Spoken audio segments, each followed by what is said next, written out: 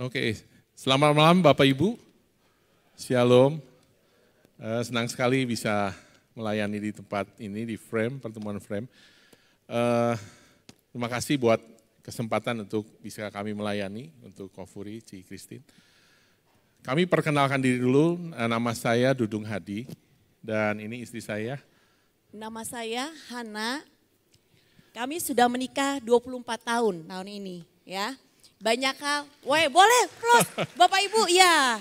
Jangan kaku, aduh kalau kaku Bapak Ibu saya menjadi kagok di sini. Coba lihat dulu deh wajahnya, pasangannya coba dilihat deh pasangannya. Sudah tersenyum atau masih pepaya busuk wajahnya? Oke ya.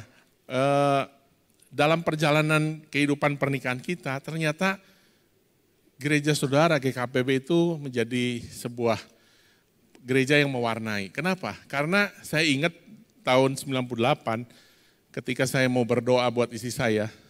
Ketika waktu itu lagi saya bawa dia dalam doa, saya udah ngomong sama pembimbing saya untuk saya mau berdoa buat dia. Saya tuh berdoa di tempat doanya GKPB di Lembang. Saya nggak tahu apakah Bapak Ibu semua tahu, di situ saya berdoa. Dan setelah itu kita menikah, 5 tahun pernikahan, kami ikut intimate 18 Agustus 2005 dan di situ Tuhan banyak lakukan perkara yang luar biasa dalam pernikahan kita. Dan kami hari ini melayani di sebuah komunitas yang bernama Elijah Movement. Komunitas ini adalah komunitas interdenominasi yang dimana kami hanya melayani dari camp ke camp. Pertama adalah camp teenagers. Kita melayani camp pemulihan untuk para teens. Kemudian juga yang kedua camp untuk dewasa muda. Dan yang ketiga camp untuk pasutri, couples di bawah 10 tahun pernikahan. Dan nanti 27-28 September kita akan ngadain camp di Wisma Shalom. Nah mungkin itu kami berjemaat di GBI CLCC dan kami juga melayani di sana. Oke, mungkin perkenalannya cukup Bapak Ibu. Hari ini kita mau share tentang sebuah pernikahan yang kita harus bangun dalam kehidupan setiap kita. Building strong marriage. Saya percaya bahwa pernikahan, ini belum diperkenalkan, ini foto keluarga kami, anak kami 2 ya. Yang satu Alma 23 tahun. Nah, lelaki suka lupa ya, harus mikir dulu ya. Yang kedua 20 tahun Joel. Dan masih kuliah ya, itu saja. Dan building strong marriage ini bicara soal bagaimana pernikahan kita itu enggak otomatis akan berjalan dari tahun ke tahun dengan baik kalau kita tidak mau membangun pernikahan itu. Kalau kita mungkin merayakan ulang tahun, setiap tahun kita bertambah umur, ya hanya enggak ngapa-ngapain aja umur bertambah. Tapi kalau pernikahan, kalau kita enggak bangun pernikahan kita, itu yang namanya masalah dalam pernikahan gak usah diundang Bapak Ibu ya. Itu udah pasti datang, goncangan-goncangan akan pasti datang menimpa pernikahan kita. Karena itu penting sekali untuk kita bangun pernikahan kita kuat. Kenapa? Karena hari-hari ini iblis itu sedang gencar merusak yang namanya pernikahan. Merusak yang namanya keluarga. Dan ujungnya adalah merusak yang namanya generasi. Iblis mau hancurkan generasi. Kita ngadain camp anak-anak remaja maupun anak-anak dewasa muda yang usia sudah kuliah dan kerja. Tetap mereka mengalami yang namanya hati-hati yang hancur karena ketiadaan sosok ayah, bahkan mama. Mereka mengalami banyak masalah dalam keluarga mereka, dalam kehidupan keluarga di tengah-tengah di mana mereka dilahirkan. Dan ini adalah sebuah panggilan kita. Kalau hari-hari ini yang datang, yang hadir mungkin kebanyakan kita sebagai orang tua. Kita harus bangun pernikahan kita. Nah, next slide. Pernikahan yang kuat adalah pernikahan yang tahan uji. Melewati masa ujian dan masa sulit dalam perjalanan kehidupan kita. Saya percaya kehidupan pernikahan kita melalui masa-masa ujian dan masa-masa sulit. Dan itu adalah tantangan perjalanan pernikahan kita. Enggak mudah memang Bapak Ibu. Semua kehidupan pernikahan kita, mungkin kita semua masing-masing punya cerita masing-masing. Bagaimana kita mengalami pasang surut dalam kehidupan pernikahan, bagaimana ada ujian, ada tantangan, ada kesulitan yang kita hadapi dalam pernikahan kita. Bapak Ibu, di dalam pernikahan walaupun kita yang sudah melayani lama di dalam gereja, bukan berarti di dalam pernikahan tidak ada masa ujian atau masa yang sulit. Semua kita, semua dari hamba Tuhan besar, hamba Tuhan mau sampai ke bawah pasti akan mengalami namanya ujian dan juga kesulitan di dalam pernikahan. Tetapi itulah yang harus kita lalui, harus kita lewati menjadi sebuah proses untuk kita belajar mengerti, untuk kita belajar menerima satu dengan yang lainnya di dalam satu pernikahan. Memang gak mudah di dalam kita menghadapi ujian, menghadapi kesulitan. Karena sama-sama dari kita itu akan disalibkan, ego kita disalibkan. Nah, tergantung kita pribadi demi pribadi, Bapak atau Ibu. Mau tidak melewati namanya masa yang sulit, masa ujian. Dan tahu gak Bapak Ibu, dalam kita melewati masa ujian dan masa sulitan sebenarnya ada tujuan yang harus kita capai. Ada tujuan yang Tuhan siapkan buat kehidupan kita untuk kita berjalan di dalam rencananya Tuhan. Tapi dikatakan oleh suami saya, iblis tidak senang dengan keberhasilan atau kita lulus ujian atau lulus kesulitan. Maka iblis hancurkan generasi, hancurkan suami, hancurkan istri, bahkan hancurkan anak-anak. Dan kita mau belajar dalam masa-masa sulit dan masa ujian itu. Ya, ada beberapa tahapan musim dalam pernikahan, perjalanan kehidupan pernikahan kita. Yang pertama adalah mungkin kita melalui yang namanya musim panas, di mana kita memasuki sebuah musim bulan madu. Ya, biasanya pernikahan di bawah 5 tahun, ya, itu mengalami masa-masa yang mungkin indah. Ya, di mana di sana terasa semua indah, ringan, hidup itu penuh dengan kekuatan, penuh dengan impian, penuh dengan harapan. Perbedaan itu dirasakan gampang sekali untuk dilalui dan bisa cepat memahami dan mengerti pasangan. Tapi musim itu nggak akan selamanya ada dalam pernikahan kita. Kita terus akan bergerak dalam yang namanya musim gugur, di mana di situ adalah musim ujian. Hidup kita terasa hambar, terasa berat. Kenapa ya? Pernikahan sudah mulai menuju ke 10 tahun biasanya ada banyak kesulitan, tantangan. Kayaknya kita tuh nggak punya lagi kekuatan untuk mempertahankan pernikahan ini. Banyak impian, banyak harapan yang gugur di tengah jalan ketika memasuki masa ujian seperti ini. Dan perbedaan-perbedaan yang tadinya rasanya sangat gampang, sangat mudah diatasi, sekarang makin sulit. Suami makin susah untuk ngerti istri makin sulit untuk memahami siapa sih suami yang menikah, yang tidur bersama selama ini. Kadang-kadang sudah untuk menerima satu sama lain. Kemudian selain masa ujian yang di masa gugur, ada namanya musim dingin. Mulai kita pahit dengan pernikahan kita. Kita merasa nggak adil deh Tuhan. Saya sudah coba berusaha, kenapa pasangan saya tidak pernah berubah. Pasangan saya selalu banyak menuntut. Kita udah nggak punya kekuatan lagi. Kita udah ada di titik nol bahkan minus. Sehingga kita nggak bisa lagi mampu mempertahankan pernikahan kita. Akhirnya apa yang terjadi? Hidup kita nggak punya lagi impian. Dulu sebelum kita menikah banyak harapan, banyak impian. Wah, nanti kita setelah menikah punya anak akan seperti ini, seperti itu. Tetapi saat kita memasuki namanya musim dingin, musim yang sangat sulit. Kita hilang semua impian dan harapan kita. Perbedaan-perbedaan yang harusnya kita disinergikan untuk kita berjalan bersama. Akhirnya menjadi berat untuk kita melangkah. Banyak sekali perbedaan, banyak sekali tuntutan. Dan akhirnya kita nggak bisa menerima dan memahami pasangan kita. Susah banget memahaminya. Colek kayak pasangannya, susah nggak memahami saya? Ada di musim mana Bapak Ibu yang sekarang? Musim semi, masa yang berbuah, musim yang berbuah. Hidup ini memang indah, ringan, berjalan di dalam kekuatan dan kasih karunia. Hidupnya sesuai dengan kita punya mimpi dan harapan kita. Perbedaan itu asik, memahami dan menerima apa adanya. Tetapi bagaimana kita bisa mencapai namanya musim semi, masa yang berbuah. tergantung dari respon kita Iya. masing-masing. Dan tidak bisa kita menuntut pasangan kita yang berubah, kita yang tidak berubah. Untuk kita bisa memasuki namanya musim semi, musim berbuah, ada respon yang harus kita ambil. Mau gak kita punya komitmen menghadapi masa-masa sulit, masa-masa ujian di dalam pernikahan kita? Ya, ada beberapa masa ujian yang mungkin kita pernah ngalamin. Yang pertama adalah ujian kesatuan. Di mana suami istri yang harusnya menjadi satu, ternyata ada banyak penghalang-penghalang untuk kita menjadi satu. Bisa masa lalu kita yang belum beres, ada banyak luka.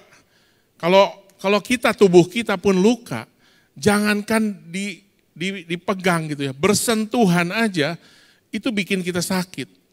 Ya, kalau kita punya luka, apalagi lukanya sangat dalam dan perlu dijahit, disentuh itu waduh udah sakit sekali. Kita sebagai suami istri, kalau masih ada nyimpan luka yang belum beres, yang terus dibawa-bawa, mungkin luka itu bisa dibawa dari ketika kita belum menikah. Atau mungkin luka itu timbul justru dalam pernikahan. Itu yang menghalangi kesatuan. Karakter-karakter yang belum dibereskan, yang belum diubahkan Tuhan. Keuangan, bahkan ada pengaruh dari orang tua. Ya, kita lagi ngobrol sama satu pasang yang belum married, ya usia sudah cukup mendekati 50 tapi belum married. Kita ngobrol, kenapa masih belum menikah? Hari ini dia udah punya pasangan, tapi belum juga memutuskan. Gimana mau married atau enggak, jadi atau enggak. Ternyata yang jadi problem adalah si cowoknya dia harus nunggu keputusan mama. Bayangin usia udah mendekati 50 tahun Bapak Ibu. Untuk ngambil keputusan married itu harus nunggu sampai mamanya bilang ya boleh, baru menikah. Sampai ini calon istrinya tuh sampai geleng-geleng gitu, aduh. Tapi itu kenyataannya. Dan perjalanan ini adalah sebuah ujian. Yang kedua adalah kesepakatan. Bagaimana kita belajar untuk sepakat mendengarkan apa yang jadi isi hati dari pasangan kita. Bagaimana kita ngambil keputusan, itu semua perlu ujian. Kadang-kadang ada suami-suami yang nggak pernah ngomong sama istrinya, dia tiba-tiba ngambil suatu keputusan dan istrinya hanya pemberitahuan. Ya, Itulah suami saya dulu. Wah itu saya mau ngaku udah diomongin dulu. Takut nggak ngaku, lelaki kan banyak yang ngaku ya bener ibu-ibu ya. Ada banyak keputusan yang kita ambil, udah kita lupa bahwa kita tuh udah menikah. Kita pikir kita masih single yang kita bisa putusin apa aja tanpa ngobrol sama istri kita. Itu ujian kesepakatan, ujian kesetiaan. Tekanan hidup, keuangan, kesehatan. Kalau pria, ujian kesetiaannya itu ketika mungkin, tanda petik ya, Tuhan memberkati kehidupan kita. Disitulah kesetiaan seorang pria, seorang suami diuji. Amin Bapak-Bapak. Enggak ada yang amin. Enggak ada yang amin. Di sini luar biasa. Di sini diberkati Tuhan dan setia sama pasangannya. Amin. Tapi ada banyak di luar sana ketika susah, wah setia sama istrinya. Ketika mulai diberkati, mulai macam-macam, mulai aneh-aneh. Mulai tidak setia dengan pasangannya. Dan akhirnya terjadi ujian yang namanya ujian kekudusan. Kalau para istri, ujiannya adalah ketika ngalami tekanan justru. Ketika suaminya mungkin tidak bisa lagi mencukupi kebutuhan daripada istrinya, anak-anaknya, disitulah ujian kesetiaan seorang istri. Ya, saya bersyukur punya istri yang tetap setia dari setiap musim perjalanan 24 tahun, nggak mudah. Menikah sama saya tuh ternyata susah juga gitu ya. Saya baru menyadari hari ini ya. Akhirnya ngaku juga ya setelah berapa 20-40 tahun. Dulu 7 tahun pernikahan kita, aduh itu isinya keributan, isinya saling menyakiti. Padahal kita dipikir-pikir kita tuh melayani loh. Kita tuh pelayan di sebuah gereja. Dan saya pikir dengan melayani Tuhan kayaknya aman deh pernikahan. Ternyata enggak juga. Ya banyak hal yang akhirnya membuat istri saya sampai stres. Kalau cerita, saya dulu nggak ngerti ya. Dia cerita pengen bunuh diri katanya. Ngeri banget ya. Saya pikir biasa-biasa aja tuh, saya nggak ada masalah gitu. Nah itulah masalah-masalah yang terjadi adalah Kadang-kadang pria lambat untuk menyadari kesalahannya atau dosanya. Ya. Nah itu ujian, dan ada masa-masa sulit yang mungkin kita harus hadapi dalam pernikahan kita, masalah keuangan, terlibat hutang, ya, kehilangan pekerjaan, terkena mungkin juga penipuan dalam bisnis, uangnya habis, semua yang disimpan, tabungan, semua tiba-tiba hilang. Dan disitulah masa-masa sulit dalam sebuah pernikahan. Ada banyak kita melayani para pasangan yang menikah baru 10 tahun, tapi ketika suami mengalami masalah dalam keuangan, dia terkena di zaman COVID kemarin itu banyak sekali yang ngalamin tiba-tiba yang tadinya punya bisnis tiba-tiba hilang, pekerjaan tiba-tiba hilang. Dan ujiannya tuh hari-hari ini, tahun-tahun ini. Dari 2020, 2021, 2022, 2023, ada banyak pernikahan yang gugur di tengah jalan. Kenapa? Karena masa sulit yang mereka lalui, mereka menyerah. Mereka akhirnya memilih, ya udahlah, kita pisah aja. Kenapa? Karena udah nggak tahan. Suami yang tidak bisa mencukupi kebutuhan istrinya. Masalah kesehatan juga sama, ya sakit kritis, stroke, kanker, ada banyak hal yang tiba-tiba mendadak. Ternyata kita diagnosis kanker misalnya stadium 4 tiba-tiba. Dan itu adalah masa-masa sulit dalam pernikahan seseorang. Ada juga masalah berat, terkena masalah hukum, masalah moral, narkoba, masuk penjara. Bahkan mungkin meninggalkan keluarganya, lari dengan selingkuhannya. Dan ini dialami oleh salah satu teman kita. Ketika dia tiba-tiba kecantol sama perempuan yang lain, dia tinggalkan tuh istri dan anak-anaknya. Ya. Mending kalau sebentar, ini 10 tahun Bapak Ibu. 10 tahun dia kabur dengan yang namanya perempuan yang gak jelas, yang dia ketemu di mana. Tapi istrinya di tengah-tengah 10 tahun itu luar biasa, dia mengalami masa sulit. Tapi dia tetap berdoa, berharap sama Tuhan. Dan kalau kita ngalamin seperti itu, kita mungkin nggak ngerti ujungnya sampai kapan Tuhan menjawab doa seorang istri yang suaminya tuh tiba-tiba ninggalin dia. Tapi Tuhan jawab 10 tahun kemudian, dan hari ini Tuhan pulihkan pernikahannya, hubungannya dengan istrinya, dengan anaknya juga sama. Dan masa sulit itu sebenarnya adalah masa-masa di mana sebenarnya Tuhan mau uji pondasi kita dalam pernikahan. Kadang-kadang kita nggak ngerti kalau sebuah pondasi itu kuat atau enggak, itu tergantung ada goncangan atau enggak. Jadi kita hanya melihat, oh yang penting ini bangunan pernikahan kita, keluarga kita sudah luar biasa indah. Tapi ketika goncangan datang, apakah pernikahan kita bisa kuat untuk menahan goncangan-goncangan tersebut. Nah hari ini kita mau bahas ada 3 pondasi yang kita harus bangun untuk kita memiliki sebuah pernikahan yang kuat. Yang pertama adalah pondasi roh atau pondasi spiritual. Yang ketiga adalah pondasi jiwa, mental dan sikap, mentalitas dan sikap. Yang ketiga adalah pondasi tubuh atau bicara soal tanggung jawab. 1 Tesalonika 5 ayat 23 berkata demikian. Semoga Allah damai sejahtera menguduskan kamu seluruhnya, dan semoga roh, jiwa dan tubuh terpelihara sempurna dengan tak bercacat pada kedatangan Yesus Kristus Tuhan kita. Jadi dalam kehidupan kita menantikan kedatangan Tuhan, Tuhan ingatkan di ayat ini bahwa kita harus menjaga bukan hanya tubuh kita, bukan hanya jiwa kita, tapi roh, jiwa dan tubuh harus terpelihara, harus dijaga, harus dirawat, termasuk dalam pernikahan.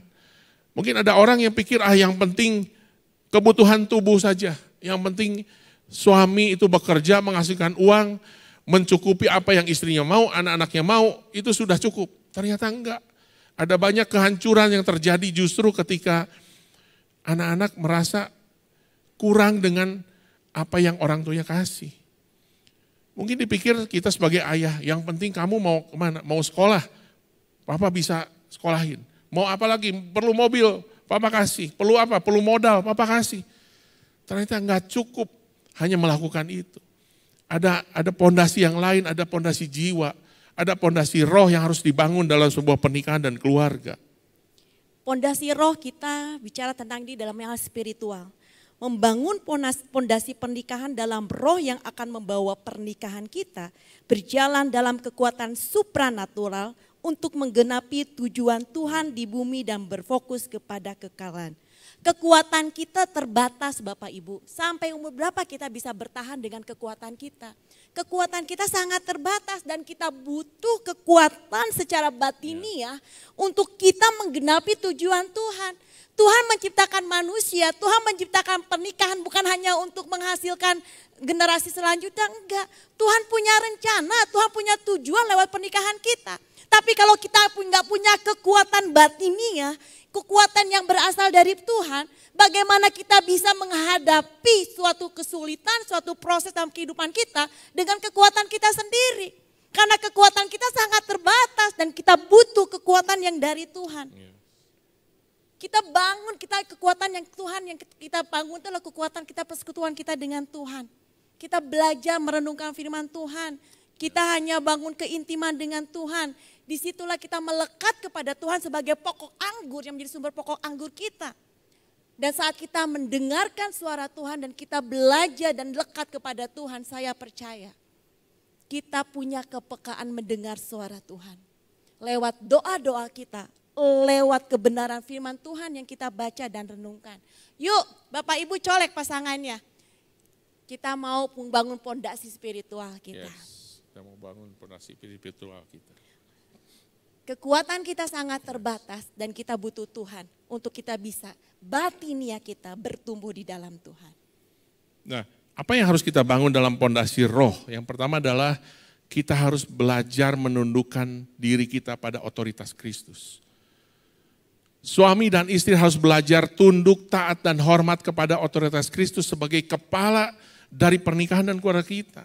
Mungkin kita mendengar, oh suami harus mengasihi istri harus tunduk dan hormat sama suami, itu benar. Tapi terlebih dahulu secara pribadi, kita harus belajar menundukkan diri pada otoritas Kristus. Karena problem dalam keluarga kita, itu adalah ego. Itu adalah keegoisan kita, mementingkan diri sendiri. Kita nggak mau ngalah. Bagaimana kita mau belajar untuk mengasihi istri yang mungkin nggak berubah-ubah, ya, cerewetnya luar biasa. Kata-katanya diulang terus, itu yang bikin suami panas kan kupingnya. Kalau ngomong tuh itu lagi kayaknya nggak ada topik lain gitu. Apalagi yang diomongkan itu yang dulu-dulu, yang dulu-dulu diulang lagi, ya. Memori masa lalu terus diungkit-ungkit terus.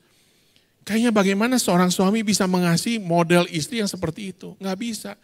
Kecuali kita belajar sangkal diri, pikul salib, tunduk pada otoritas Kristus. Bagaimana juga istri, ya, ngelihat suami, waduh yang keras kepala gitu ya. Gimana istri saya? Oh luar biasa.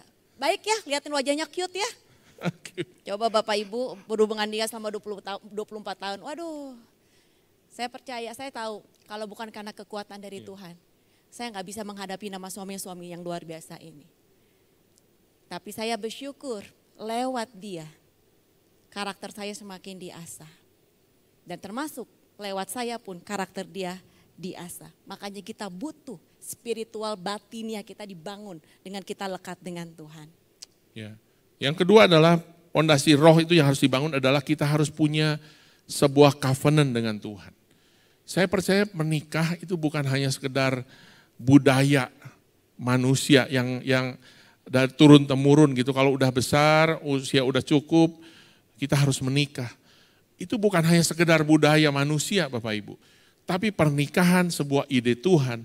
Bagaimana Tuhan mau melakukan kehendak dan rencananya di bumi ini. Kita jadi representatifnya Tuhan di bumi ini. Dan bagaimana kita membangun pondasi roh, kita harus punya covenant dengan Tuhan. Bahwa kehidupan kita adalah sebuah pernikahan kita, sebuah perjanjian untuk menggenapi apa yang menjadi panggilan dan destiny yang Tuhan tetapkan dalam kehidupan kita. Kalau kita ngerti bahwa hidup kita punya panggilan, saya percaya kita nggak akan sembarangan dengan pernikahan kita. Kita nggak akan sembarangan memperlakukan istri kita. Ya istri juga sama, nggak akan sembarangan kalau ada apa-apa dengan suaminya. Dia akan belajar terikat dengan yang namanya perjanjian dengan Tuhan. Kondisi zaman sekarang Bapak Ibu, anak-anak muda tidak mau terikat dengan satunya pernikahan. Mereka tidak mau membangun komitmen dalam pernikahan. Karena apa? Mereka nggak mau, karena mereka nggak punya gambaran yang baik tentang pernikahan. Karena mereka melihat papa mamanya yang bercerai, papa mamanya yang ribut aja. Ngapain gue menikah? Lebih baik gue kumpul kebo aja. Enak, nggak ada terikat. Nanti kalau nggak suka gue ribut ya gue tinggalin aja. Nggak hanya itu, banyak pasangan yang menikah nggak mau punya anak. Dengan alasan ngapain gue punya anak, kalau nanti gue punya anak, gue banyak meninggalin anak gue seperti gue banyak ditinggalin oleh orang tua gue. Yang akhirnya saat ini, hari-hari ini banyak anak-anak muda yang tidak mau menikah, tidak mau punya anak. Karena mereka melihat, waduh ya beban ya, menikah tuh seperti jadi beban ya. Nanti kalau saya ada satu anak pria, dia nggak mau menikah, berat untuk menikah dengan alasan apa? Nanti takut gua di saat suruh menanggung keluarga istri gua, nggak mau melepaskan ego, nggak mau mengingat bahwa pernikahan itulah perjanjian kita dengan Tuhan, bukan hanya dengan jemaat ataupun hamba Tuhan, tapi pernikahan itu adalah pernikahan kita di hadapan Tuhan untuk kita menggenapi panggilan destiny Tuhan lewat kehidupan kita. Ya, yang kedua adalah pondasi jiwa. Bagaimana kita belajar untuk membangun pernikahan kita dari pondasi jiwa. Ini bicara soal mentalitas dan attitude. Membangun pernikahan dalam pondasi jiwa akan membawa pernikahan kita menjadi tempat berproses. Di mana suami dan istri bertumbuh dewasa dalam keserupaan Kristus. Tempat yang paling baik untuk kita berproses serupa Kristus adalah dalam pernikahan Bapak Ibu. Makanya bersyukur, coba lihat pasangannya. Nah dilihat, dipandang, nah itu adalah partner saudara untuk berproses serupa Kristus. Amin. Amin. Jangan disia-siakan Bapak Ibu ya. Ini istri ini gak ada duanya ini, cuma satu di dunia ini ya. Istri saya ini kayak gini tuh luar biasa. Saya suka bilang ini barang antik ini ya. Mahal gak ada loh lagi, harganya. Ya, gak ada lagi yang seperti dia. Dan itu yang memproses ego saya ya. Ada banyak hal kekerasan hati. Itu tempatnya berproses. Dan itu adalah baik untuk kita berproses. Kenapa? Karena disitulah mulai dibangun sebuah pondasi yang baik. Yaitu keserupaan Kristus. Makanya dalam pondasi jiwa ini kita harus memiliki yang namanya emosional yang sehat. Ya. Dalam next slide boleh ditampilkan. Membangun pernikahan dengan ikatan emosional yang sehat. Ya. Ada banyak pernikahan yang sudah bertahun-tahun nggak pernah membereskan problem-problem emosionalnya. Dari dulu suaminya kalau marah itu sampai emosi, sampai pukul-pukul, itu nggak pernah berubah. Kenapa? Karena nggak pernah dibangun pondasi jiwanya. Nggak pernah disadarkan bahwa pernikahan adalah alat untuk memproses kita menjadi serupa Kristus. Ya. Kalau kita mengalami masa sulit, itu adalah masa untuk kita mengalami Tuhan dalam kehidupan kita. Tapi kalau kita mengalami hubungan yang sulit, itu adalah masa atau waktu di mana kita bisa mengalami keserupaan dengan Kristus. Hubungan yang sulit Tuhan pakai untuk memproses kehidupan kita. Dan yang terlebih adalah ini, supaya kita punya jiwa, punya emosional yang sehat dalam hubungan kita di suami istri. Setiap kita saya percaya mungkin nggak ada yang tidak pernah mengalami luka dalam kehidupannya. Kita pasti pernah terluka, saya pernah terluka dalam keluarga dengan papa, ya hubungan dengan papa. Istri saya juga pernah mengalami luka dengan yang namanya pria, dengan yang namanya papa di rumah.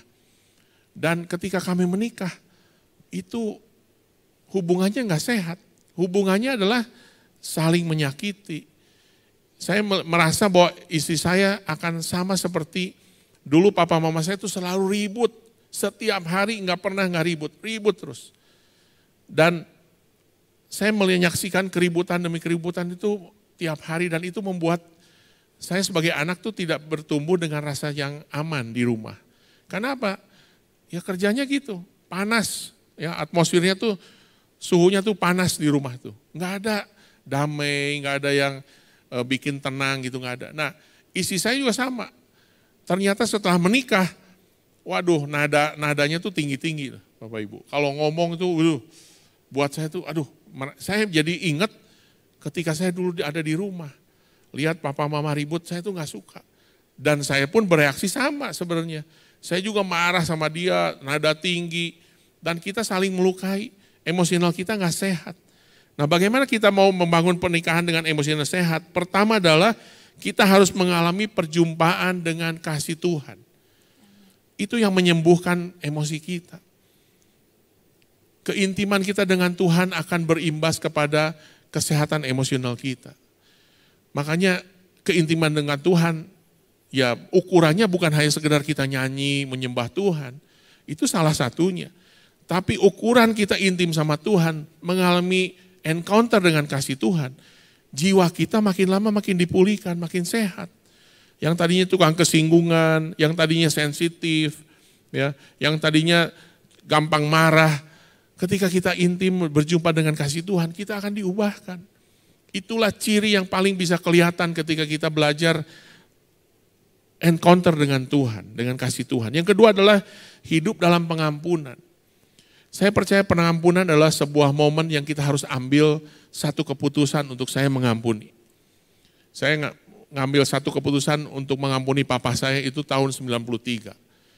Ketika di zaman itu kebenaran tentang hati Bapa dibukakan, saya ingat Kak Ede Leo dari Abalov dulu ngajarin di mana-mana tentang pemulihan hati Bapa. Dan waktu itu saya belajar, Tuhan saya mau ampuni Papa. Tapi ternyata momen itu nggak cukup. Setelah pulang, apakah Papa saya berubah? Ternyata enggak. Dan kita harus menghidupi yang namanya belajar hidup dalam pengampunan. Kita harus terus melepaskan pengampunan. Dan itu yang membuat emosional kita menjadi sehat. Yang ketiga adalah pernikahan yang hidup dalam belas kasihan. Kalau ada orang yang tanya kepada saya, kok gimana caranya untuk kita tahu bahwa saya itu sudah mengampuni seseorang? Kan ada yang bilang, ya udah saya udah ngampunin, saya nggak mau tahu dengan hidup kamu, yang penting saya udah ngampunin. Apakah itu ciri kita mengampuni? Ciri kita mengampuni adalah kita punya belas kasihan buat orang yang kita sudah ampuni. Dulu boro-boro saya mau doain papa gitu, mau menangis buat papa tuh nggak akan bisa. Tapi ketika pengampunan mengalir, waktu itu saya terus lepaskan pengampunan, belajar hidup dalam pengampunan. Saya bisa nangis buat papa. Saya bisa belajar peluk papa. Itu umur 39. Bayangin dari kecil, dari bayi sampai umur 39 enggak pernah disentuh sama papa. Waktu itu ketika rekonsiliasi, ketika saya mengambil keputusan untuk benar-benar melepaskan pengampunan, dan disitulah belas kasihan Tuhan turun. Dan disitulah itulah emosi yang saya miliki yang tadinya nggak sehat, itu Tuhan pulihkan. Itulah pondasi daripada jiwa, yaitu kesehatan emosional. Selain itu pondasi jiwa bicara tentang pikiran yang terbuka. Membangun pernikahan dengan pikiran yang terbuka untuk dapat memahami cara berpikir dan pola komunikasi dari sudut pandang pasangan. Setiap kita pria dan wanita punya pola komunikasi yang berbeda, punya cara pandang yang berbeda. Disinilah diperlukan pikiran yang terbuka untuk kita bisa mengerti cara pandang pasangan kita. Gimana caranya kita bisa punya pikiran yang terbuka? Yang pertama, kita belajar mengungkapkan apa yang ada dalam pikiran hati tanpa takut salah dan tertolak. Dulu Bapak Ibu, saya paling sulit sekali buat terbuka dan mengungkapkan isi hati saya kepada suami saya. Karena belum apa-apa saya sudah dijudge duluan. Kamu mah berpikirnya negatif aja. Kamu mah selalu berpikir begitu aja. Gimana saya bisa mengungkapkan isi hati saja kalau suami saya nggak bisa memberikan telinga buat saya. Yang akhirnya saya sangat-sangat takut dan akhirnya nggak hanya saya takut mengungkapkan isi hatinya. Anak-anak pun akhirnya takut mengungkapkan isi hatinya kepada bapaknya. Setiap kali kalau anak-anak pengen apa-apa bilangnya ke saya, Mama takut papa marah, Mama aja yang bilang. Padahal di dalam pikiran, dalam pondasi jiwa kita harus belajar terbuka apa adanya.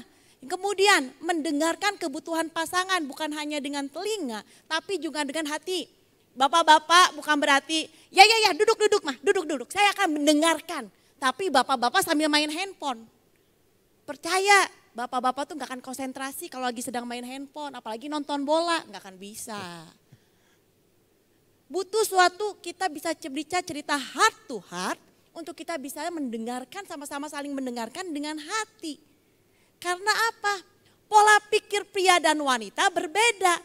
Pria itu global, wanita itu detil. Makanya bapak-bapak kalau bapak pulang ke rumah, istri akan pasti tanya, dari mana bapak?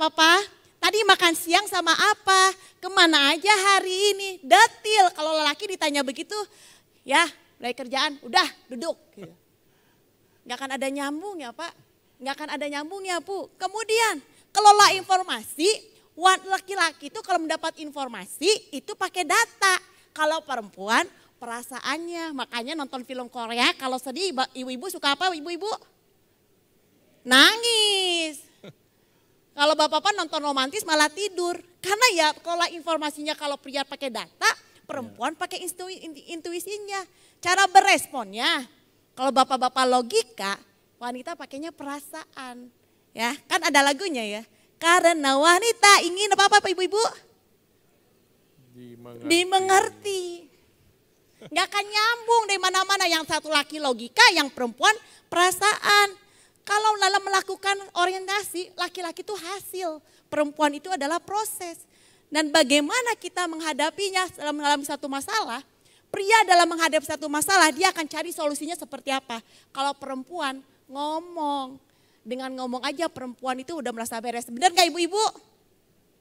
Atau hanya saya aja di sini? Tapi kita mau belajar, terbuka, fondasi jiwa yang terbuka. Nah, fondasi jiwa yang terakhir adalah keputusan yang bijak. Membangun pernikahan dengan kesehatian, kesepakatan dalam mengambil keputusan. Baik itu keputusan sehari-hari atau keputusan penting dalam perjalanan pernikahan kita. Menurut survei, setiap hari kita mengambil keputusan itu ada 35.000 keputusan. Ya, saya nggak pernah ngitung ya. Keputusan apa, keputusan mau ketemu orang, keputusan mau ngomong apa, keputusan mau melakukan apa, satu hari 35.000 keputusan. Bayangin bagaimana kita bisa selaras, kita bisa sehati dengan pasangan kita kalau kita nggak pernah melibatkan pasangan kita dalam mengambil keputusan itu. Kadang-kadang ada orang yang pengen cepat, ya. Jadi nggak perlulah tanya-tanya dulu, nggak usah nanya-nanya kepada pasangan. Yang penting saya udah putuskan, gitu. Baru nanti kasih kabar aja, kasih info. Tadi saya sudah begini gitu. Dan itu yang saya lakukan. Bertahun-tahun saya merasa it's okay seperti itu, tapi istri saya merasa dia tidak dilibatkan sebagai pasangan, sebagai penolong dalam kehidupan saya sebagai suaminya. Dan itu adalah sebuah keputusan yang buat saya, iya ya, kenapa saya nggak pernah ngobrol sama dia? Kenapa? Karena kadang-kadang juga ada di mana keputusan itu tiba-tiba istri saya nggak setuju. Ketika nggak setuju tiba-tiba jadi deadlock kan, ya. Jadi nggak bisa diambil keputusan. Makanya kadang-kadang saya suka ngambil keputusan tanpa sepengetahuan istri. Nah, terkadang kompromi itu harus dibutuhkan untuk mengambil keputusan dalam situasi tertentu. Kadang kalau bapak-bapak yang suami-suami yang mungkin ngambil keputusan itu sangat lama, ditunggu nggak ngambil keputusan, seminggu, sebulan, setahun nggak ngambil keputusan, kadang-kadang istrinya gregetan. Ya. Kadang-kadang dia akhirnya mendominasi mengambil keputusan. Mungkin satu sisi ketika istrinya memang orang yang gercep gitu ya, orang yang satset gitu, dia ngambil keputusan. Kadang-kadang kita harus belajar sebagai suami mempersilahkan untuk istri kita ngambil keputusan. Dan sebaliknya, di satu sisi meskipun suami itu seorang yang mungkin lelet, lama, istri belajar untuk sabar berkompromi. Kadang-kadang kompromi itu perlu dari dua belah pihak Bapak Ibu. Ya. Dan yang ketiga adalah belajar komitmen menjalankan keputusan bersama. Yang paling gak disukai oleh saya adalah ketika saya ngambil keputusan, istri saya ketika ditanya gimana setuju? Jawabannya terserah. Ya, terserah, sesudah jalan ternyata keputusannya misalnya salah. Nah giliran langsung dia bilang, kata saya juga apa? Ya, wah itu kata-kata yang membuat saya bisa emosi itu waktu itu. Kan dulu saya udah tanya, Tapi jawaban kamu terserah, berarti terserah kan gimana saya. Tapi setelah dijalankan, tiba-tiba ada sebuah masalah dan biasanya istri nggak dukung. Langsung menyalahkan, langsung menghakimi. Itu yang terjadi. Yang terakhir adalah fondasi tubuh. Bicara fondasi tubuh, bicara tentang kita punya tanggung jawab jadi seorang suami dan juga seorang istri. Membangun fondasi pernikahan dalam area tubuh adalah sebuah bagian tanggung jawab tanggung jawab suami dan istri untuk mengusahakan dan memelihara pernikahan dan keluarga yang dibangun. Tuhan menciptakan laki-laki dan wanita pasti punya tujuan. Tujuannya apa? Mengusahakan dan memelihara taman. Bicara kalau di sini dikatakan di Kejadian 2 ayat 15. Tuhan Allah mengambil manusia itu dan menempatkannya dalam taman Eden untuk mengusahakan dan memelihara taman itu. Jadi Tuhan menciptakan laki-laki dan perempuan tidak hanya asal-asalan menciptakan manusia. Tapi punya tujuan. Mengusahakan dan memelihara taman. Taman Eden hari ini bicara tentang keluarga. Tapi apa yang terjadi keluarga pada hari-hari ini. Bukan Taman Eden yang terjadi tetapi Taman Wedan yang terjadi. Tidak ada pertengkaran, keributan, perceraian, tidak ada keteladanan. Padahal Tuhan bilang, hai, aku menciptakan engkau untuk mengusahakan dan memelihara pernikahan dan keluarga yang dibangun. Ada tanggung jawab masing-masing. Pria engkau Tuhan ciptakan menjadi imam, nabi dan raja. Bagaimana engkau mengarahkan, engkau punya tanggung jawab menjadi nabi, menjadi pemimpin di dalam keluargamu. Seorang istri Tuhan berikan tanggung jawab menjadi seorang penolong buat suami dan anak-anakmu. Tetapi karena ada dosa, ada luka, ada trauma yang membuat fungsi laki-laki dan wanita gak bisa terjadi. Padahal pondasi tubuh sangat penting bicara tentang tanggung jawab. Bicara pondasi tubuh tanggung jawab bicara tentang apa? Penyediaan kebutuhan hidup. Mengusahakan dan memelihara pernikahan dan keluarga dengan menyediakan kebutuhan hidup dasar yang diperlukan.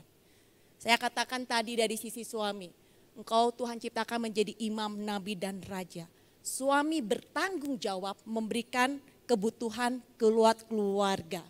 Suami jangan malas, suami mau bekerja sama dengan istri dan juga konsisten dari sisi suami. Tetapi dari sisi istri, bapak ibu-ibu, hargailah usaha suamimu. Hargailah pekerjaan suamimu. Jangan kita banyak menuntut suami untuk mencukupi yang bukan jadi kebutuhan dasar. Karena apa sifatnya? Karena kita iri. Lihat tetangga sebelah lebih hijau. Mobilnya baru, kita pengen mobil baru. Rumah baru, pengen rumah baru. Iri. Ada ambisi, kita selalu akhirnya tanpa sadar. Kita banding-bandingkan pasangan kita dengan orang lain. Kamu mah ya Pak gak seperti si itu tuh, si Dono. Si Dono bisa beli mobil, istrinya jalan-jalan. Gue jalan-jalan aja susah, makan aja di pinggir. Karena kita tanpa sadar, kita banding-bandingkan. Dan akhirnya terjadi, pondasiku kita gak kuat. Suami kita terluka dan kita pun jadi terluka. Dan kita tidak pernah bersyukur dengan apa yang Tuhan berikan buat kehidupan kita. Selalu merasa kurang. Padahal Tuhan katakan, cukupkanlah dirimu dengan apa yang ada. Banyak kita ambisinya terlalu tinggi, bukan gak boleh. Tapi kita harus belajar melihat para istri, kapasitas kekuatan pasangan kita. Ya, yang kedua, pondasi tubuh itu bicara soal kehidupan seksual. Ya. Saya pikir di sini semua sudah menikah kecuali satu orang nih, teman anak saya ini satu nih, Ivan nih. Ini gak apa-apa Ivan. Ini bicara soal kebutuhan seksual. Itu adalah sebuah yang harus dibangun dalam pernikahan untuk menikmati kehidupan seksual yang sehat sebagai ekspresi kasih dan keintiman suami istri. Ya. Menurut Bapak Ibu, hubungan seksual suami istri kira-kira seminggu harusnya berapa kali Bapak Ibu? Waduh ini gak ada yang jawab Bapak Ibu. Langsung gak ada yang jawab nih. Tergantung usia ya Bapak Ibu ya. Umur 20, 30, wah mungkin seminggu bisa 4-5 kali. Wah hajar terus gitu ya. Makin usia makin menambah, kayaknya udah mulai berkurang. Tapi saya percaya bahwa ketika kita menikmati hubungan seksual, itu penting banget gitu ya. ada 4 fungsi kenapa kita harus melakukan hubungan seksual dalam pernikahan. Yang pertama adalah prokreasi. Bagaimana Tuhan ciptakan kamu harus beranak cucu. Ya untuk usia Bapak Ibu kayaknya udah nggak usah kreasi-kreasian ya. Udah cukup lah. Ya, yang muda-muda itu harus kreasi terus. Jangan ada mentor kita ngomong, kamu kalau punya 2 anak kurang katanya. Kalau 2 anak itu belum cuan. Kan kita 2, jadi 2 itu kan belum cuan. Harus 3, 4 gitu. Saya pengennya, saya kan punya adik kakak 5. Saya ngomong kita punya lebih dari 2 ya, nggak mau dianya. Wah ya udah umur sudah lewat, prokreasi udah nggak usah kreasi-kreasi. Yang kedua adalah untuk apa? Untuk relasi. Hubungan seksual adalah untuk kita memanifestasikan kasih kita dengan pasangan. Itu relasi. Yang ketiga adalah hubungan seksual itu bicara soal ekspresi kasih. Ya, sebagai wujud kasih kita. Makanya dalam melakukan hubungan seksual jangan nafsu yang utama Bapak Ibu ya. Kalau laki-laki kan pengennya nafsu ya. Pengennya langsung hajar, sikat, selesai gitu ya. Buat istri itu kan perlu sebuah ekspresi bagaimana dia tuh dikasihi. Ya hubungan seks itu nggak hanya sekedar yang 5 menit, 7 menit gitu. Yang penting mereka merasakan kasih daripada suaminya. Dan yang keempat adalah rekreasi. Nah ini penting ini Bapak Ibu ya. Rekreasi kita udah tua itu kan nggak mungkin kita naik roller coaster gitu kan ya. Rekreasinya ini aja lah. Ini paling aman gitu ya. Kenapa rekreasi? Karena ternyata dalam hubungan seks itu banyak manfaatnya untuk menyegarkan bukan hanya tubuh tapi jiwa kita. Ya, ketika hubungan seks kita melakukan hubungan seks itu hormon-hormon itu dikeluarkan dari tubuh. Ada minimal 4 hormon yang keluar dari tubuh kita ketika kita melakukan hubungan seks. Yang pertama itu adalah dopamin. Dopamin itu kan hormon di mana kita ngerasa enak gitu, puas gitu ya. Dan itu bagus sekali ketika dopamin ada, itu membuat tubuh kita tuh menjadi kuat gitu. Yang kedua adalah hormon yang namanya serotonin. Serotonin itu yang mengatur mood emosi. Ya, jadi kalau istri suka emosi, suami emosi udah kelihatan lah. Ini jawabannya kurang rekreasi gitu ya. Harus lebih banyak rekreasi. Hormon serotonin harus dikeluarin. Itu yang mengontrol emosi kita. Yang ketiga adalah hormon apa? Hormon oksitosin. Oksitosin itu adalah hormon ikatan kasih sayang. Makin hormon itu ada, makin kita tuh punya bonding ya satu sama lain. Ya. Masalah sekarang adalah dalam pernikahan ini meskipun pernikahannya masih muda loh ya. Banyak pernikahan suami istri yang sudah lama tidak melakukan hubungan seks. Ketika ditanya menikah berapa tahun? Ada yang 5 tahun, ada yang 10 tahun. Kapan terakhir hubungan seks? Lupa. Wah mungkin tahun lalu katanya. Wah tahun lalu. Luar biasa jadi ngapain aja doa syafaat katanya. Wah doa syafaat ini rohani banget ya. Ikatannya kurang. Ya ada satu anak di komunitas kita. Dia tuh ceritanya apa ya. Mungkin saya nggak ngerti konsepnya dari mana gitu ya. Pokoknya yang penting mah mengasihilah istri gitu. Nggak usah hubungan seks katanya. Loh saya bilang dari mana kamu dapat pengajaran kayak seperti itu. Di sini dikatakan ketika kita menjalin hubungan seks itu ikatan terbangun. Ada hormon yang Tuhan ciptakan yang dikeluarkan ketika melalui hubungan seks. Kemudian ada hormon apa lagi? Endorfin. Hormon endorfin itu hormon yang kayak morfin Bapak Ibu. Jadi kayak misalnya tubuh lagi capek tiba-tiba jadi seger gitu ya. Stresnya hilang. Itu tuh hormon-hormon yang keluar ketika kita ada dalam melakukan hubungan seks yang sehat dalam suami istri. Itu pondasi harus dibangun dalam kehidupan suami istri. Oke, yang terakhir sebelum kita selesai. Bicara tentang kebutuhan tubuh kesehatan jasmani. Membangun pernikahan dengan menciptakan pola hidup sehat dalam keluarga. Makan, minum, olahraga, istirahat untuk dapat menyelesaikan panggilan dan destiny Tuhan. Bapak Ibu kita baca yuk di 1 Korintus 10 ayat 23. Yuk ada di depan. 1, 2, 3.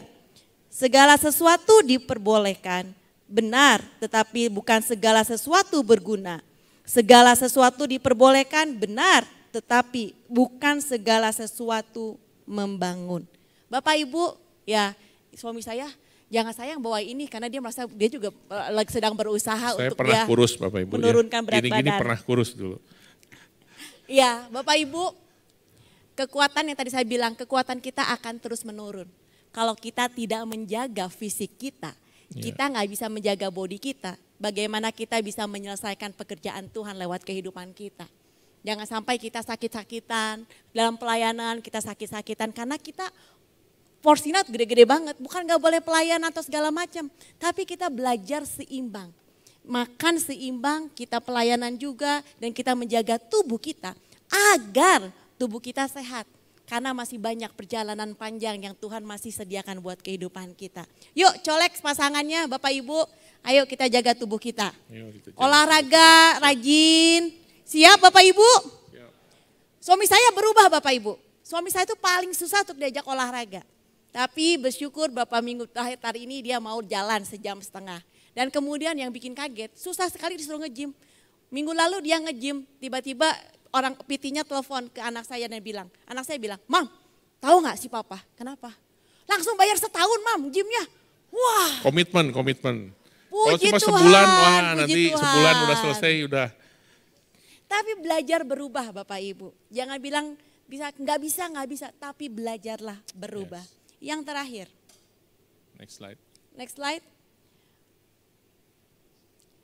Build strong marriage to build strong generation. Bapak Ibu, biarlah pernikahan kita yang kita bangun, pernikahan yang kuat untuk menghasilkan generasi yang kuat. Gimana kita bisa menghasilkan generasi yang kuat kalau pernikahan kita tuh nggak dibangun, nggak kuat, karena kita nggak punya pondasi-pondasi tubuh, jiwa, dan roh. Hari ini, apa yang menjadi kerinduan buat Bapak Ibu? Buat generasi di bawah kita, anak, mantu, dan cucu kita. Pernikahan kita adalah gambaran Tuhan dengan jemaatnya. Apa pondasi apa yang kita bangun untuk kita bisa menggenapi janji Tuhan, rencana Tuhan lewat pernikahan kita. Bangun pondasi yang kuat di dalam roh, jiwa, dan tubuh. Dan kita perlu kasih karunia Tuhan, kasih Tuhan dan respon hati kita untuk kita, ya Tuhan, kami mau membangun pernikahan kami yang kuat. Karena kami mau membangun generasi kami, generasi yang kuat. Bukan generasi yang lembek, tapi generasi yang tahu panggilan hidupnya lewat kehidupan kita. Pernikahan kita adalah Alkitab berjalan untuk anak, mantu, dan cucu kita melihat bagaimana kita seorang ayah, seorang ibu, seorang engkong dan nenek bisa membangun pernikahannya. Apakah kita bersyukur dengan pernikahan kita? Apa hari ini? Saya tidak tahu apa yang terjadi dalam pernikahan Bapak Ibu. Masa-masa sulit apa yang dialami oleh Bapak Ibu. Masa-masa ujian apa yang dialami Bapak Ibu. Engkau sedang mengalami musim gugur, semi, atau engkau mengalami musim dingin atau musim hujan. Saya tidak tahu. Tapi karena kita pernah bersyukur bahwa pernikahan kita itu karena ada Tuhan. Kita harus mempersilakan Tuhan yang berotoritas di dalam pernikahan kita. Yuk Bapak Ibu hari ini, mari kita bangkit berdiri. Bapak dan Ibu boleh bergandengan tangan.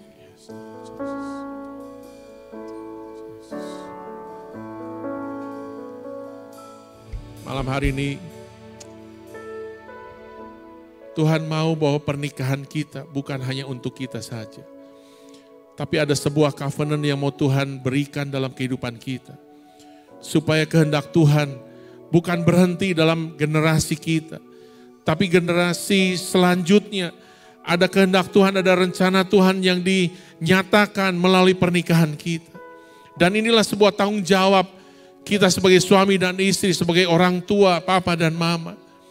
Malam hari ini mungkin kau mengalami banyak masalah-masalah dalam pernikahanmu. Ada masa-masa ujian yang kau sedang alami hari-hari ini. Ujian kesehatan, ujian kesepakatan, ujian kesetiaan, kekudusan. Tapi ingatlah bahwa semua ujian tidak akan membawa pernikahanmu semakin turun. Tapi Tuhan akan bawa pernikahanmu semakin naik. Semakin kuat dalam menjalani pernikahanmu. Perjalanan pernikahanmu akan semakin Tuhan bawa dari satu kemuliaan kepada kemuliaan yang lain. Ketika kau mengalami masa sulit sekalipun, Ada penyertaan Tuhan yang selalu menyertai pernikahan dan keluarga Bapak Ibu semua. Malam hari ini mari kita angkat tangan di hadapan Tuhan. Dan kita pegang tangan istri kita. Dan kita berdoa, Tuhan, Engkau melihat Tuhan, keluarga kami Tuhan, pernikahan kami Tuhan. Kami minta Tuhan biarlah kasih karunia Tuhan mengalir Tuhan. Memenuhi pernikahan kami. Mungkin kami terbatas, kekuatan kami terbatas. Ada masa-masa kami ingin menyerah Tuhan dalam pernikahan ini Tuhan. Tapi kami mau angkat tangan di hadapan Tuhan, dalam hadirat Tuhan. Kami mau berserah dan kami mau nyatakan Tuhan. Kami mau bawa pernikahan keluarga kami dalam hadirat Tuhan. Jadilah Tuhan otoritas tertinggi dalam kehidupan pernikahan kami Tuhan. Kami percaya kami ada di dalam tangan yang tepat. Pernikahan kami ada di dalam anugerah Tuhan. Kami akan berjalan menikmati janji demi janji Tuhan dalam pernikahan ini.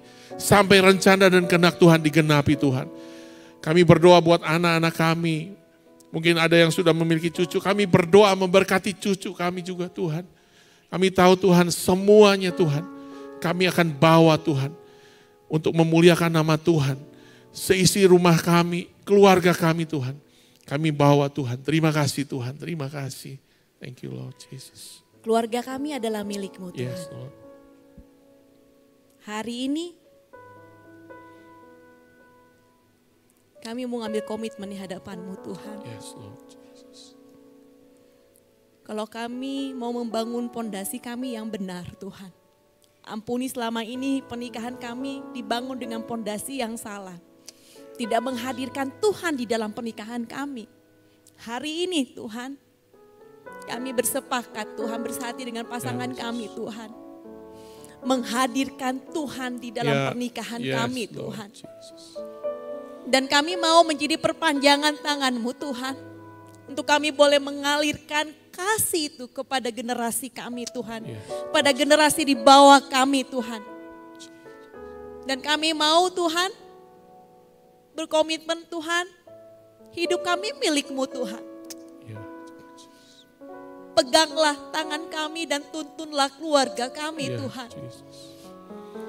Untuk kami berjalan menggenapi rencana Tuhan dalam pernikahan kami Tuhan. Dan kami mau mengusahakan dan memelihara keluarga pernikahan kami Tuhan. Pondasi kami mau kuat Tuhan. Saat pondasi kami kuat, goncangan yang terjadi tidak mematahkan kami, tidak menghancurkan kami Tuhan. Yes, Lord. Tapi goncangan yang terjadi dalam kehidupan kami semakin kuat. Karena kami punya pondasi yang kuat, yaitu di dalam Tuhan. Di dalam firman Tuhan. Kami bawa setiap pasangan ke dalam tangan-Mu Tuhan. Pergumulan yang mereka alami, permasalahan yang mereka alami. Biarlah mereka tetap setia, mereka tetap sabar dan menyerahkannya seluruhnya ke dalam tangan-Mu Tuhan. Dan saat mereka melewati masa-masa yang sulit, masa-masa ujian, mereka boleh melihat tangan Tuhan tidak pernah meninggalkan mereka. Tangan Tuhan selalu menyertai kami Tuhan. Untuk kami tidak takut dan khawatir menghadapi ke depan. Karena Engkau tidak pernah meninggalkan pernikahan kami dan Engkau tidak pernah meninggalkan keluarga kami Tuhan. Pernikahan kami milik-Mu Tuhan. Dan jadilah sesuai dengan kehendak-Mu lewat pernikahan kami. Di dalam nama Tuhan Yesus kami telah berdoa dan bersyukur. Yang percaya boleh katakan Amin. Amin. Amin. Amin. Saya serahkan kepada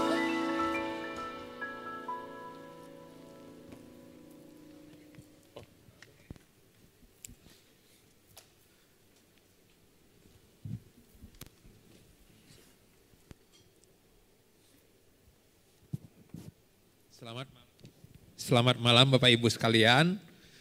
Saya Furi ditemani oleh istri saya, Christine dari Departemen Frame tentunya. Mau bertanya sama Pak Dudung dan Ibu Hana, menyampaikan pertanyaan-pertanyaan yang mungkin sudah disampaikan melalui hotline Frame. Atau barangkali ada yang mau bertanya secara langsung, silahkan. Tapi sebelum itu saya mau menyampaikan terima kasih banyak Pak Dudung dan Ibu Hana yang telah sangat memberkati kami semua di tempat ini, sehingga kami semua memiliki pemahaman yang benar bagaimana membangun pernikahan yang kuat. Terima kasih atas nama GKPB Fajar Pengharapan. Kasih aplaus dulu dong buat Pak Dudung dan Ibu Hana. Oke, mungkin dari istri saya ada pertanyaan dulu. Gini ya Pak Dudung sama Bu Hana, itu kan tadi kita belajar tentang kalau misalnya pernikahan itu kan ada ujian-ujiannya. Nah di sini tuh ada ujian kesatuan, ada berhubungan dengan masa lalu. Kadang tuh kita nggak ngeh ya kalau misalnya masa lalu kita tuh bisa jadi ujian gitu. Karena kan banyak yang tahu, banyak yang bilang tuh ya saya sih dari dulunya udah begini gitu kan. Mama papa saya ngebentuknya istilahnya udah diajar dari dulu seperti ini gitu. Nah itu gimana tuh? Oke, tahun 2007 merupakan puncak ujian pernikahan kami sebenarnya. Tadi suami saya sudah bilang. Di tahun 2007 saya sebenarnya sudah ingin bunuh diri 2 kali dan ingin bercerai dengan suami saya. Karena setelah kami konseling dengan satu pasang suami istri, ternyata kami melihat, kami sama-sama pelayan Tuhan dan kami saling melayani satu gereja. Enggak jadi jaminan kami melayani, ternyata pernikahan kami diseling tiap hari keributan-keributan yang terjadi. Dan kami akhirnya menyadari kenapa keributan itu terjadi.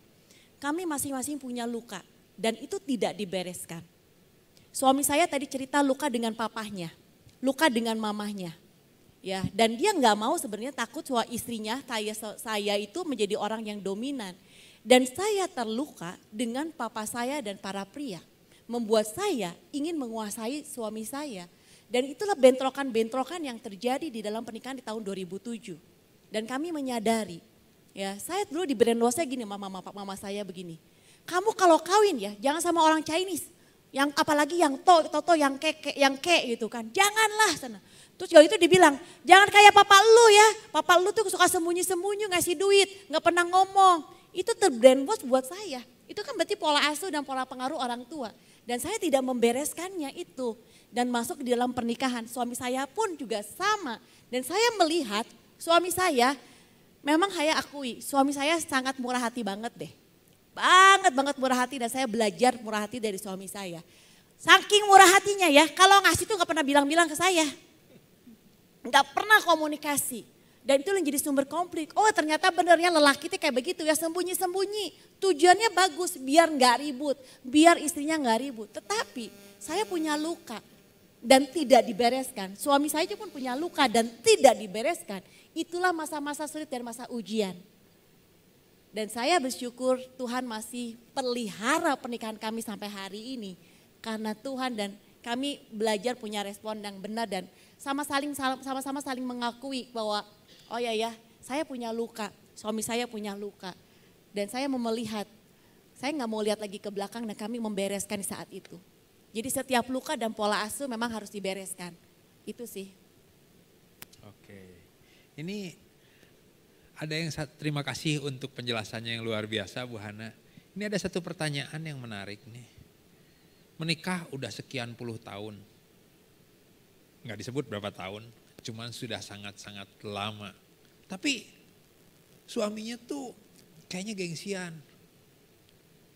Boro-boro cerita yang seperti tadi ya, istilahnya pernikahan udah ditinggalin 10 tahun, taunya, nah ini juga nyambung sih menurut saya jadi kepikiran.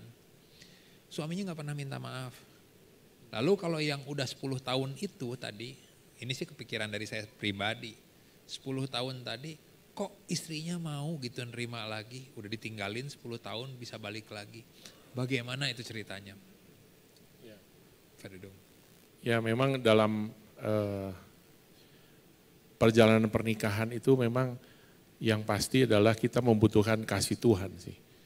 Karena kalau tanpa kasih Tuhan itu nggak mungkin kita bisa bertahan dengan orang yang tidak ideal, tidak sempurna. Ya mungkin saya juga punya gambaran tentang istri itu seperti apa gitu ya. Dari keluarga saya, mama saya semua bisa masak, istri saya paling masak Indomie lah gitu ya, dulu ya. Sekarang udah hebat, tadi aja masak ini. bakut. Waduh, luar biasa ini. Nah, tentu kita balik lagi, hanya kasih Tuhan yang memampukan kita. Tadi teman saya itu yang sudah ditinggal sekian lama, semua udah ngomong, udah ceraiin dia, udah lepasin dia. Bahkan orang tua suaminya sendiri udah ngomong, udah ceraiin aja, memang anak itu nggak mungkin bisa berubah. Tapi istrinya itu adalah seorang istri yang ketika dalam masa sulit seperti itu, dia mencari Tuhan, dia berdoa loh. Biar berdoa untuk suaminya bisa pulang. Ya tentu ketika Tuhan jawab, dia harus siap dong dengan jawaban doa yang Tuhan berikan. Lewat apa? Lewat respon. Karena untuk memaafkan, untuk melepaskan pengampunan buat suami yang ninggalin 10 tahun tuh, waduh itu lukanya dalam gitu Pak. Dan itu tuh perlu kasih Tuhan. Kalau enggak ada, makanya kenapa pernikahan dasarnya harus kasih agape. Kasih agape itu bukan hanya kasih yang mau nerima tanpa syarat, kasih yang tidak punya syarat-syarat, tapi dasar dari kasih agape adalah lay down his life. Kita mau memberikan nyawa kita buat orang yang mungkin kita tidak layak kasihin. Jadi level memberikan kasih itu bukan hanya sekedar kalau disakiti diampunin. Kita mau mati buat orang yang sudah menyakiti hati kita. Makanya dikatakan 1 Yohanes 3 ayat 16, demikian pula Kristus sudah mati, maka kita pun wajib memberikan nyawa kita buat saudara-saudara kita. Itulah dasar dari sebuah pernikahan. Jadi intinya kalau kita nggak siap mau mati, ya berat pernikahan. Apalagi masih punya ego, sulit minta maaf. Wah itu pernikahan nggak akan kemana-mana. Berputar-putar akan bertahun-tahun yang menjadi problem akan itu terus. Makanya belajar untuk menyerahkan nyawa kita dan berkata saya mau belajar untuk mengasihi kamu dengan nyawa. Nyawa itu udah paling rendah lah gitu lah, udah paling terbesar yang kita bisa berikan. Kalau hanya mengampuni, disakitin itu kan udah belum ada apa-apanya. Kalau nyawa udah mau diberikan buat orang yang mungkin tidak layak untuk menerima itu gitu. Itulah dasar dari pernikahan. Berarti betul ya tadi kita tuh karakter kita istilahnya diasah tuh tadi kan kata Pak Dudung sama Bu Hana kan ada proses ya gitu kan. Terus udah gitu tadi kan ada rasa sakit ya gitu. Tapi karena kalau kita punya dasar kasih Tuhan tuh kan pasti bisa melewati kan. Tapi kadang-kadang orang tuh banyak berlari gitu kan, nggak mau menghadapi gitu kan karena rasa sakitnya itu gitu. Nah itu gimana? Tapi kan tetap yang akhirnya ya kasih Tuhan kan ya Pak Kodudung gitunya gitu. Gimana tuh? Ya makanya kuncinya adalah kita harus ngalamin kasih itu. Karena Tuhan yang terlebih dahulu yang memberikan kasih itu buat kita dan firman Tuhan katakan kamu harus mengasihi sama seperti aku telah mengasihi kamu. Kuncinya adalah gini, orang akan bisa memberikan sesuatu yang dia punya. Kalau dia nggak punya, akan sulit mau dipaksa, mau dikotbahin, mau dikasih seminar. Kamu harus mengasihi ya.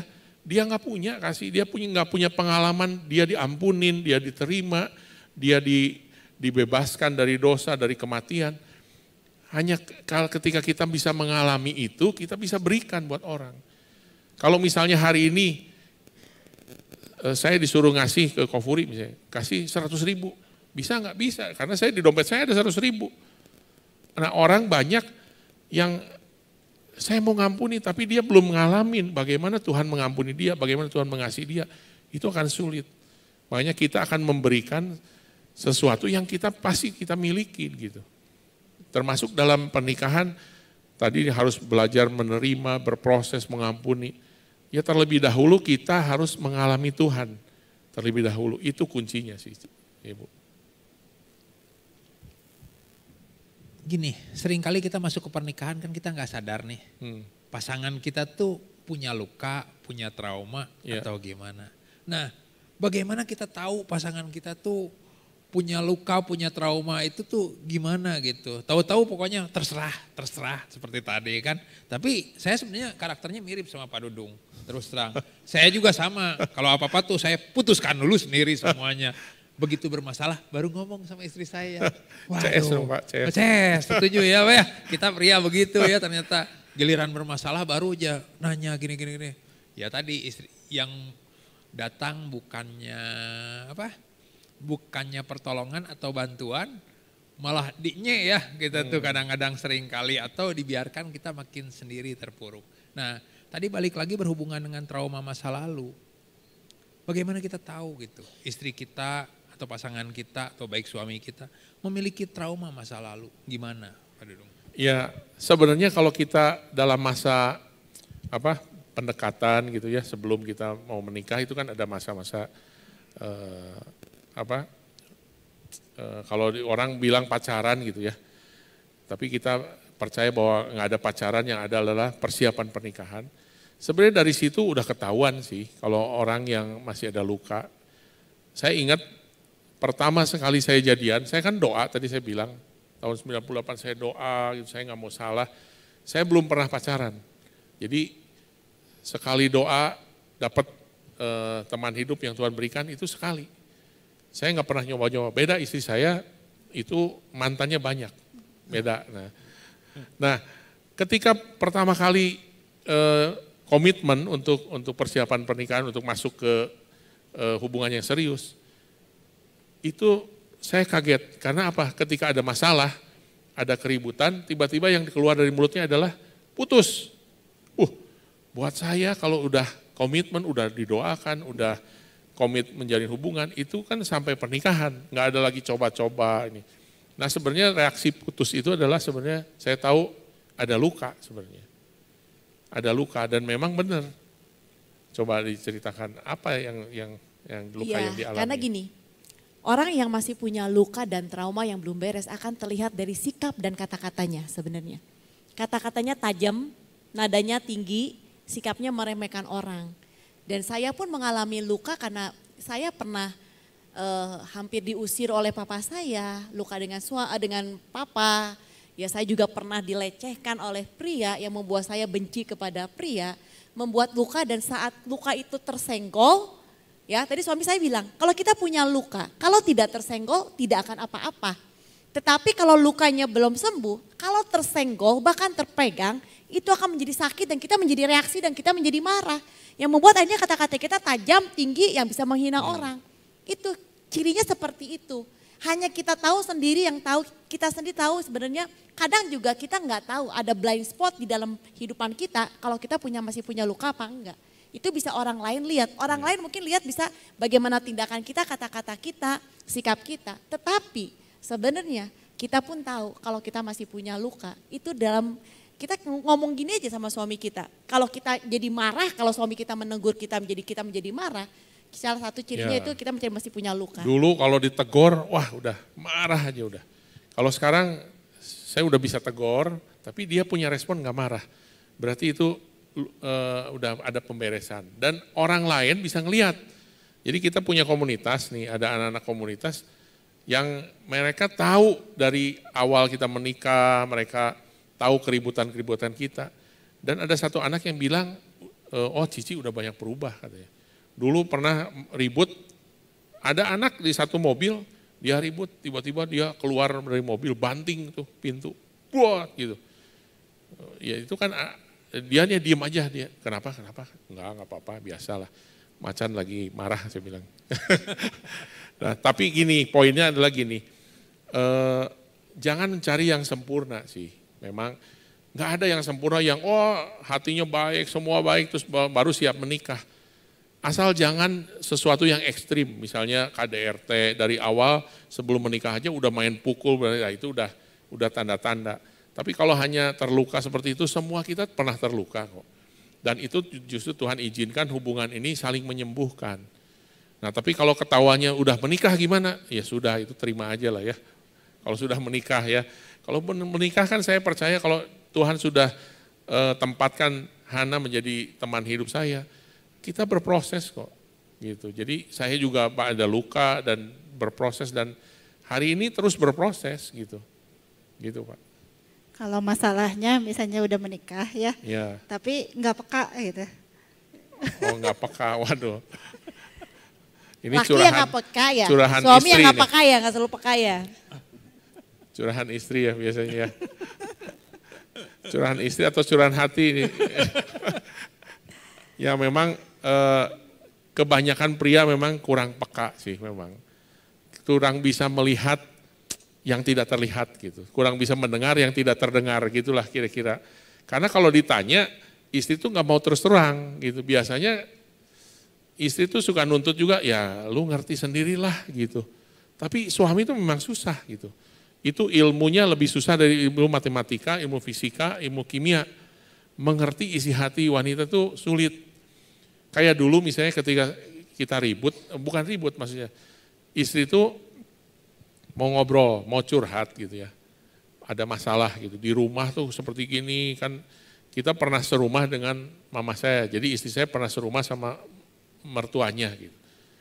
Mau ngomongin masalah gitu, kalau buat pria ketika ada masalah yang dikasih tahu apa? Solusi. Udah. Gak usah ngomong lagi, saya tahu kamu harus lakukan ini gitu. Ternyata itu tuh tidak menjawab gitu. Buat dia tuh dia pengen mengungkapkan perasaannya.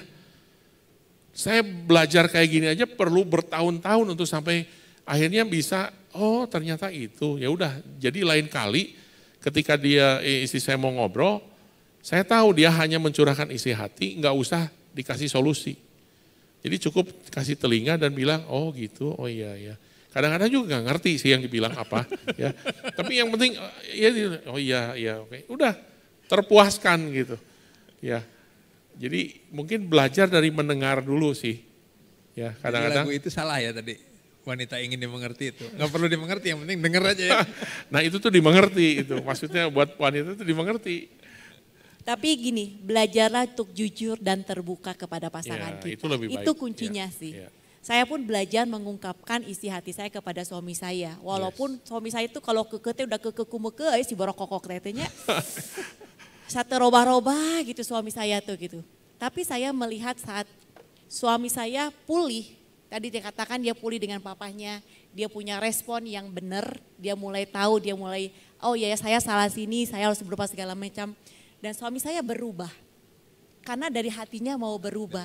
Dan dia mulai peka, dan dia mulai tahu, dan kami pun akhirnya punya, tanpa kita ngomong pun, akhirnya kita sama-sama punya, oh iya, punya feeling yang sama. Karena itu harus dibangun, Bapak Ibu. Pernikahan jangan hanya berjalan seperti biasa saja, harus dipupuk, harus dibangun. Tanaman pun kalau tidak dipupuk dia akan mati. Pernikahan kita pun harus dipupuk. Dipupuknya dengan apa? Ya proses, dengan kasih, punya dengan respon agar tanaman kita itu bisa berbuah dengan baik. Jadi kita punya, ya ini kita udah lihat dengan lirikan mata aja udah, oh iya udah tahu aman. Jadi punya kepekaan, dilatih sebenarnya. Jangan berpikir, ya lelaki mah gak peka. Kalau lelaki kita semua emang gak bisa peka, mau gak kita melatih kepekaan kita, yang tadi saya bilang pertama kali. Dibantu dan juga pernah bilang gini, kita melatih kepekaan untuk kita mendengar suara Tuhan. Lewat apa? Balik lagi Bapak Ibu, intim dengan Tuhan. Gak hanya sekedar baca firman, gak hanya sekedar berdoa, tapi belajar peka dengan suara Tuhan. Dan saya percaya kita bisa punya kepekaan dan akhirnya kita hanya lirikannya main mata aja kita udah tahu. Itu sih. Lirikan mata. Ya itu cukup dengan melirik saja langsung. Ini mungkin pertanyaan terakhir. Dari floor ada langsung. Oke, silakan Pak. Bisa dibantu. Nah, mic-nya.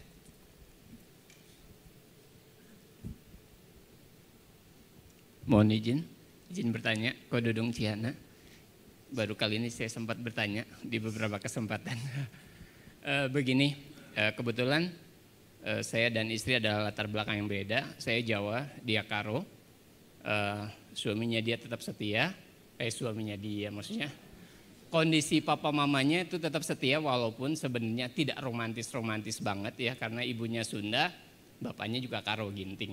Nah, kebetulan dulu saya takut menikah karena satu saya nggak punya gambaran tentang sebuah keluarga karena saya punya papa kandung satu, papa tiri satu.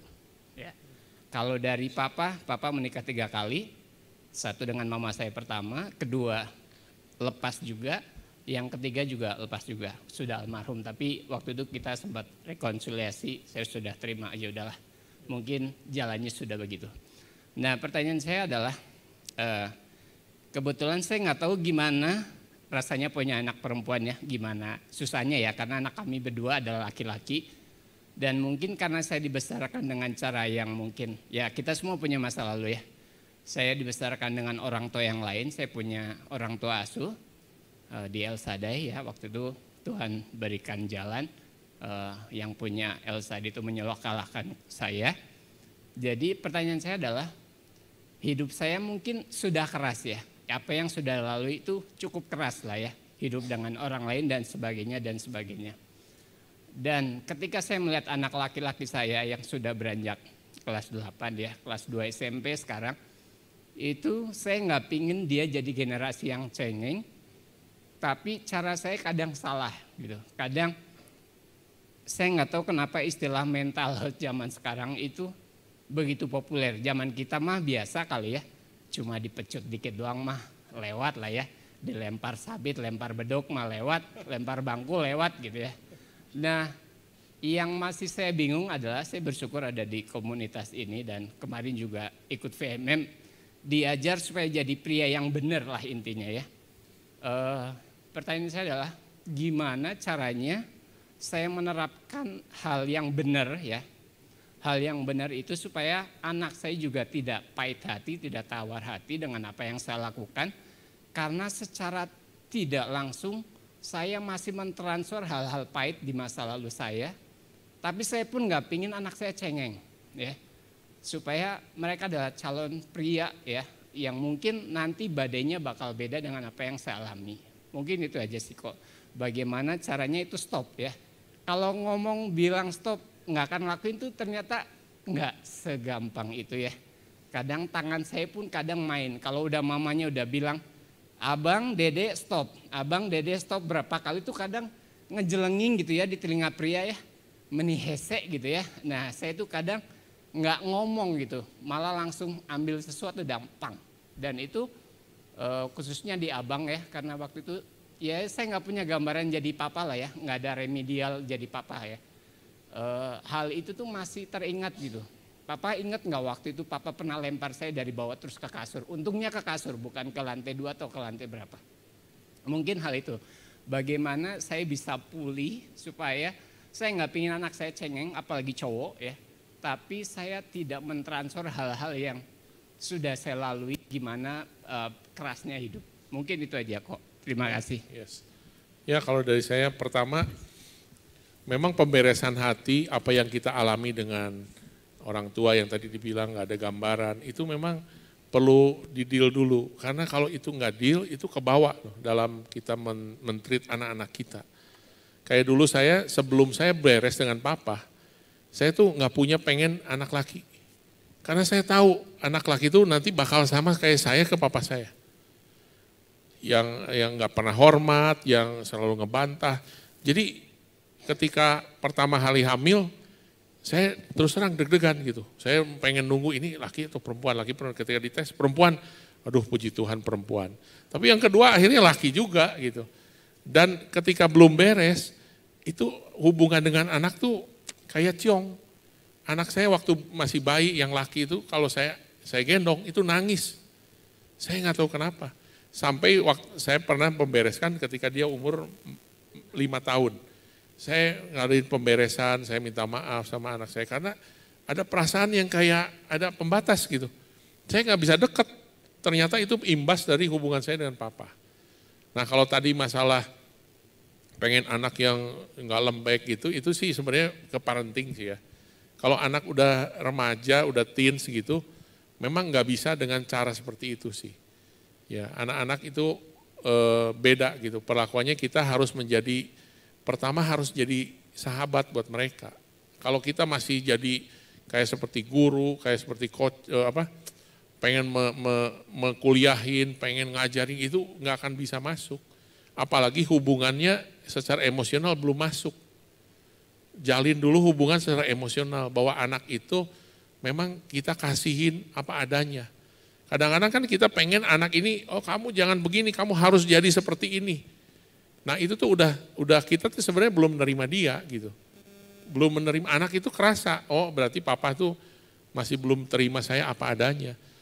Dan memang anak sekarang memang beda Pak dengan zaman-zaman kita gitu ya, cara perlakuannya tuh waduh benar-benar beda lah.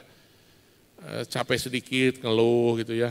Bangun siang kayaknya aduh capek banget gitu. Aduh, kalau saya ngelihat dulu saya bangun itu sampai disiram sama kungkung saya kan tinggal sama kungkung ya.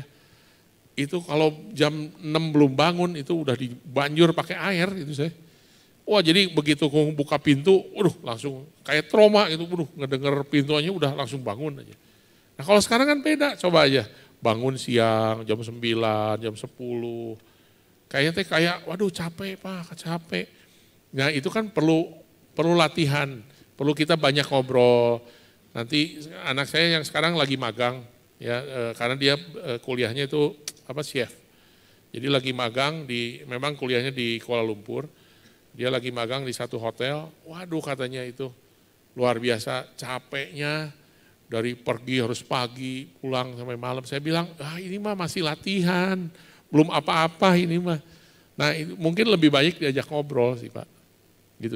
Jadi ini sebenarnya lebih ke parenting ya. Mungkin nanti ada ahli-ahli parenting yang bisa melengkapi lagi gitu ya Pak. Tapi saya mau tambahin gini, kita harus beres pulih dengan orang tua kita. Yes. Karena tanpa sadar kalau kita tidak beres dengan orang tua kita akan terapkan pola yang berulang kepada anak-anak kita. Seringkali kita bilang saya tidak mau seperti papa atau saya tidak mau seperti mama. Tapi kita tidak pernah membereskannya. Yang terjadi kita lakukan seperti orang tua kita lakukan kepada kita. Dan kita lakukan kepada anak-anak kita. Dan seringkali maaf banget. Banyak anak-anak hamba Tuhan, pelayan-pelayan Tuhan, anak-anaknya nggak bisa menjadi diri mereka sendiri. Karena selalu dibilang, kamu jangan maluin papa ya, karena papa hamba Tuhan. Kamu jangan maluin mama ya, mama melayani ya. Kamu harus jaga segala macam. Dan anak-anak tidak bisa mengungkapkan hatinya sendiri. Bahkan kami juga pernah melayani, dia akhirnya nangis seorang anak hamba Tuhan. Karena mamanya selalu bilang ya, kamu jangan kelihatan sedih, kamu gak boleh cengeng. Kamu gak boleh nangis segala macam.